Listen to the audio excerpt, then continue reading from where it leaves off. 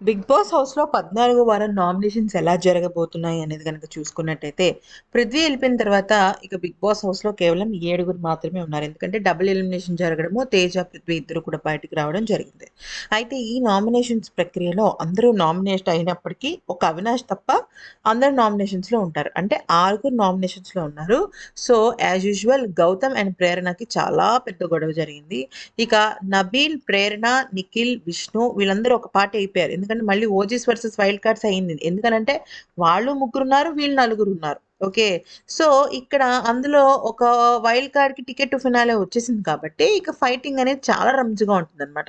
So, ప్రేరణ నువ్వు తప్పు ఆడావు, నువ్వు కరెక్ట్ ఆడలేదు, నా గురించి తప్పు చెప్తున్నావు అంటే, ప్రేరణ ఏమంటుందంటే, నువ్వు నీకు ఫోర్త్ పొజిషన్ ఇచ్చి నాకు థర్డ్ పొజిషన్ ఇచ్చినప్పుడు, వాళ్ళు సంచాలకుగా వాళ్ళు తప్పు చేశారు.